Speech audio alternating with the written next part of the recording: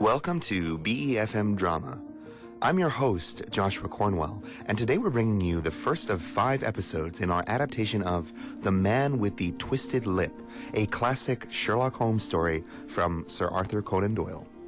As our story begins, Dr. Watson, Sherlock Holmes' friend and chronicler, receives an urgent call for help from the wife of an old friend, a request that leads the doctor into an unexpected encounter with the great detective and the unravelling of a fascinating case. Asa Whitney, brother of the late Elias Whitney, principal of the Theological College of St. George's, was much addicted to opium. The habit grew upon him, as I understand, from some foolish fancy when he was at college. For having read De Quincey's description of his dreams and sensations, he had drenched his tobacco with laudanum in an attempt to produce the same effects. He found, as so many others have done, that the habit is easier to take up than it is to get rid of, and for many years he continued to be a slave to the drug, an object of mingled horror and pity to his friends and relatives. I can see him now, with yellow, pasty face, drooping lids, and pinpoint pupils, all huddled in a chair, the wreck and ruin of a noble man. One night, it was June '89, there came a ring at my bell. I sat up in my chair, and my wife laid her needlework down in her lap and made a little face of disappointment. I groaned, for it had been a long and weary day. We heard the door open, a few hurried words, and then quick steps upon the linoleum. Our own door flew open, and a lady dressed in dark clothes with a black veil entered the room. You will excuse my calling so late. I'm in such trouble. I need a little help. Why, it is Kate Whitney. How you startled me. I had no idea who you were when you came in. I don't know what to do, so I came straight to you. It was very good of you to come. Now, you must have some wine and water, and sit here comfortably and tell us all about it. It's about Issa. He hasn't been home in 2 days. I'm worried this time. It was not the first time that she had spoken to us of her husband's trouble, either to me as a doctor or to my wife as an old friend and school companion. I soothed her by such words as I could find, and began asking questions. Did she know where her husband was? Was it possible that I could bring him back to her? It seemed that it was. She knew for certain these days, when the fit was on him, that Issa made use of an opium den in the farthest east of the city. Hitherto his binges had always been limited to 1 day, and he had come back twitching and shattered in the evening.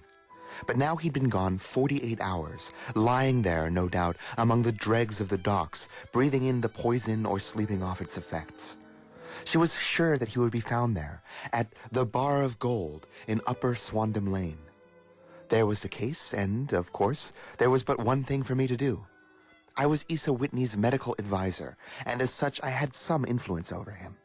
I promised her on my word that I would send him home in a cab within 2 hours if he were indeed at the address which she had given me. And so, in 10 minutes, I had left my armchair and cheery sitting room behind me and was speeding eastward in a hansom on a strange errand, as it seemed to me at the time, though the future could only show how strange it was to be. Upper Swandam Lane is a vile alley lurking behind the high wharves which line the north side of the river to the east of London Bridge. Between a slop shop and a gin shop, approached by a steep flight of steps leading down to a black gap like the mouth of a cave, I found the den of which I was in search. Ordering my cab to wait, I passed down the steps, worn hollow in the center by the ceaseless tread of drunken feet, and, by the light of a flickering oil lamp above the door, I found the latch and made my way into a long, low room, thick and heavy with the brown opium smoke, and terraced with wooden bunks like the forecastle of an emigrant ship.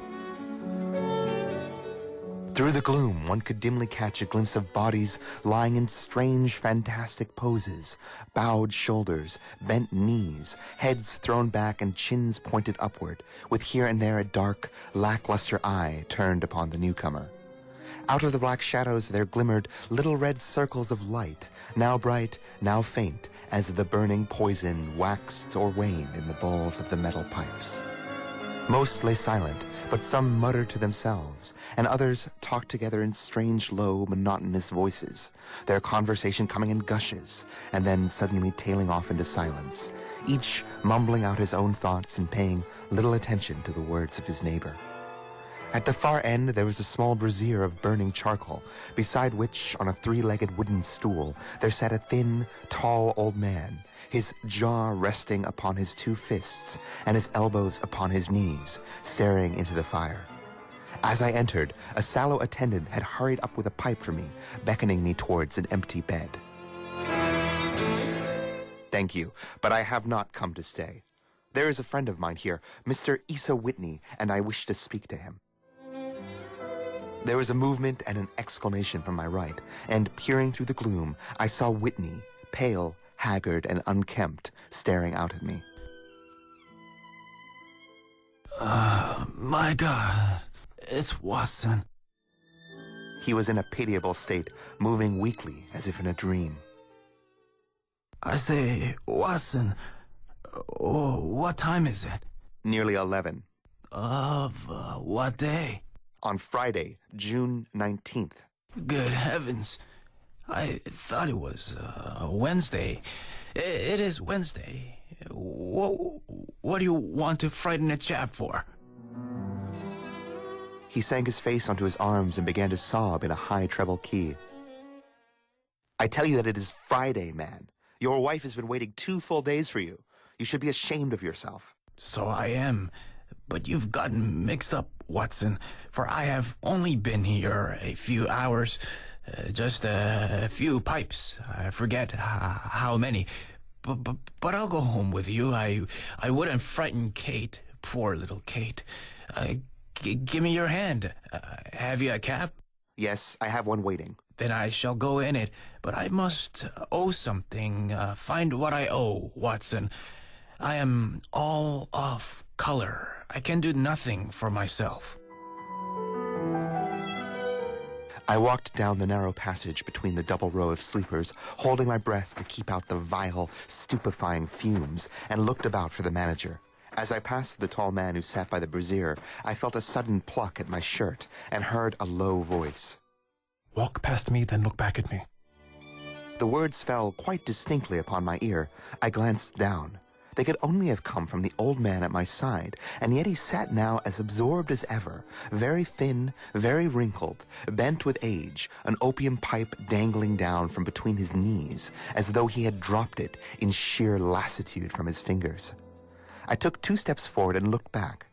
It took all my self-control to prevent me from breaking out into a cry of astonishment. He had turned his back so that no one could see him but I. His form had filled out, his wrinkles were gone, the dull eyes had regained their fire, and there, sitting by the fire and grinning at my surprise, was none other than Sherlock Holmes. He made a slight motion to me to approach him, and instantly, as he turned his face half round to the company once more, subsided into a doddering, loose-lipped senility. "Holmes, what on earth are you doing in this den?" "Speak as low as you can. I have excellent ears. If you would have the great kindness to get rid of that friend of yours, I would be exceedingly happy to have a little talk with you." "I have a cab outside." "Then send him home in it. You may safely trust him, for he appears to be too limp to get into any mischief. I should recommend that you should also send a note by the cabman to your wife to say that you have thrown in your lot with me. If you'll wait outside, I shall be with you in 5 minutes. It was difficult to refuse any of Sherlock Holmes's requests, for they were always so exceedingly definite and put forward with such a quiet air of mastery. I felt, however, that with Whitney safely confined in the cab, my mission was accomplished, and I could not think of anything better than to be associated with my friend on one of the extraordinary adventures which were his everyday work. In a few minutes, I had written down a note to my wife, paid Whitney's bill, led him out to the cab, and seen him driven through the darkness. A very short time later, a decrepit figure had emerged from the opium den, and I was walking down the street with Sherlock Holmes. For 2 streets he shuffled along with a bent back and an uncertain foot. Then, glancing quickly round, he straightened himself out and burst into a hearty fit of laughter. I suppose, Watson, that you imagine I have added opium smoking to all my other little weaknesses on which you have favored me with your medical views. I was certainly surprised to find you there. But not more so than I to find you. I came to find a friend. And I to find an enemy. What could have brought the great detective Sherlock Holmes to lurk around a vile opium den in disguise? And who is this enemy of which he speaks? Join us again tomorrow evening as Watson's unexpected encounter with his friend Sherlock Holmes leads him down the rabbit hole into a most unusual and mysterious case.